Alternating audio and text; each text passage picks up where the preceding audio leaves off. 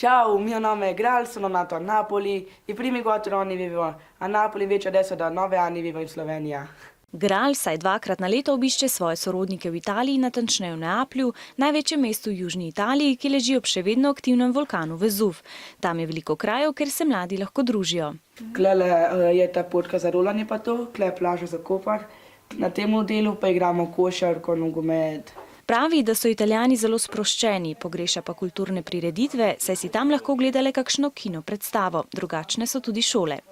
Imajo tudi ob sobotah šola.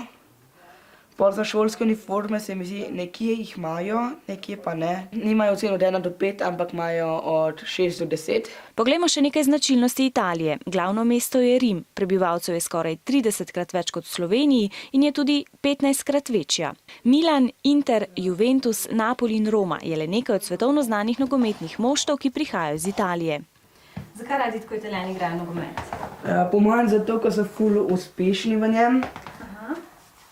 Pa ja, tam čisto vsako mesec ima vsaj en klub, nekaterih imajo tudi po 2. In za koga ti navijaš? Za Napoli, ja. Je pa tudi čisto pravi oboževalec italijanskih stripov Alana Forda. In vse te stripe ti kupiš v Italiji, ko greš na počitnice? Ja, ker tam so tudi malo cenejši, tam se da najti celo originale. Ne bi pa bil pravi Italijan, če ne bi znal pripraviti špagetov s paradižnikovo omako po babičinem receptu. Babica najbolj pripravim. Ja, vse, kar je povezano s testeninami, makarone, špagete, tudi meso, veliko je pripravil kakšne zrezke.